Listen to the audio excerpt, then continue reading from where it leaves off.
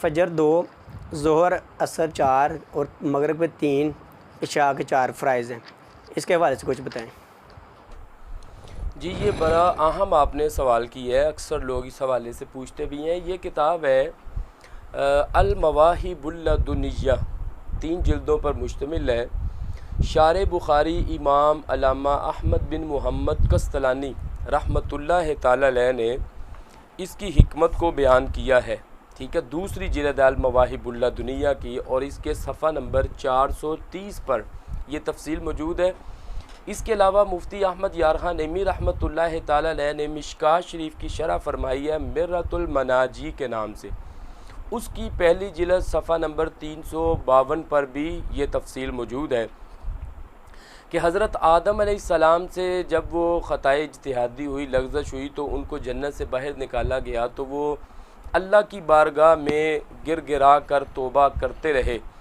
تو حضور صلی اللہ علیہ وسلم کے نام مبارک سے جب ان کی توبہ قبول ہوئی تو اس وقت فجر کا ٹائم تھا، تو حضرت آدم علیہ السلام نے شکرانے کے طور پر 2 نفل ادا کیے، تو اللہ تعالیٰ کو ان کے 2 وہ نوافل اتنے پسند آئے کہ اللہ تعالیٰ نے فرمایا ہم حضور صلی اللہ علیہ وسلم کی ساری امت کے لیے قیامت تک اس کو فجر کی نماز بنا دیتے ہیں۔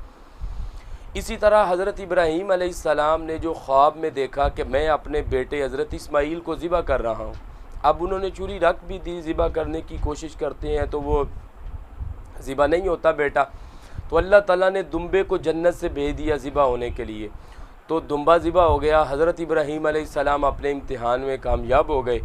اس وقت ظہر کا وقت تھا، تو حضرت ابراہیم علیہ السلام نے 4 نوافل اللہ کا شکر ادا کرنے کے لیے ادا کیے کہ یا اللہ تیرا شکر ہے کہ میں اپنے امتحان میں کامیاب ہو گیا۔ وہ 4 نوافل اللہ تعالیٰ کو اتنے پسند آئے کہ وہ ظہر کے فرائض اللہ تعالیٰ نے حضور کی امت کے لیے بنا دیے۔ عصر میں 4 فرائض کیوں ہیں؟ حضرت عزیر علیہ السلام نے اللہ کی بارگاہ میں عرض کیا تھا کہ یا اللہ یہ جو مردہ لوگ ہیں، تہس نہس ہو گئی ہیں بستیاں، ان کو تو دوبارہ کیسے زندہ کرے گا ان لوگوں کو؟ تو اللہ تعالیٰ نے ان پر نیند کا غلبہ طاری فرما دیا، تو وہ 100 سال سوئے رہے۔ 100 سال کے بعد وہ جب اٹھے تو عصر کا ٹائم تھا، تو اللہ تعالیٰ نے پوچھا کہ کتنی دیر سوئے ہو؟ انہوں نے کہا 1 دن یا اس سے بھی کم۔ یہ قرآن مجید کے 3 سپارے میں بھی یہ تفصیل موجود ہے۔ تو اللہ تعالیٰ نے فرمایا کہ آپ 100 سال یہاں پر سوئے رہے ہیں۔ تو حضرت عزیر علیہ السلام نے اٹھ کر، عصر کا وقت تھا، 4 نوافل اللہ تعالیٰ کے شکرانے کے لیے ادا کیے کہ 100 سال کے بعد میں خیر و عافیت کے ساتھ پھر اٹھ گیا ہوں۔ تو وہ اللہ تعالیٰ کو اتنے پسند آئے کہ اللہ تعالیٰ نے اس کو حضور صلی اللہ علیہ وسلم کی ساری امت کے لیے عصر کی نماز بنا دیا۔ اور جو مغرب کی نماز ہے وہ حضرت داؤد علیہ السلام کی توبہ قبول ہوئی، تو انہوں نے 4 رکعت کی نیت کی کہ میں 4 رکعت ادا کروں گا، تو 3 رکعت جب انہوں نے ادا کی تو وہ تھک کر بیٹھ گئے، تو اللہ تعالیٰ نے فرمایا کہ آپ کے 3 ہی قبول ہیں، تو وہ اللہ تعالیٰ نے قبول فرما دیے 3 نوافل، اور حضور صلی اللہ علیہ وسلم کی ساری امت کے لیے اس کو مغرب کی نماز کے فرائض بنا دیا۔ اور جو عشاء کی نماز ہے وہ ہمارے نبی جناب احمد مجتبیٰ محمد مصطفیٰ صلی اللہ علیہ وسلم نے خود ادا فرمائی ہے۔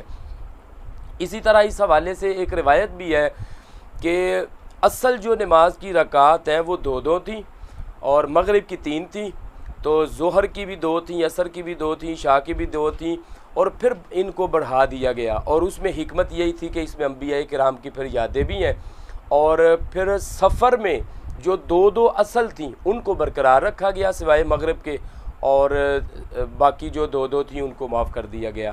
اس لیے سفر میں جو ہے وہ قصر نماز پڑھی جاتی ہے، یعنی ظہر میں، عصر میں اور عشاء میں 2 فرائض پڑھے جاتے ہیں، چونکہ وہ اصل نماز تھی وہ برقرار رکھی گئی، جو رکعتیں بعد میں شامل کی گئیں مسافر کو ان کی رخصت دے دی گئی۔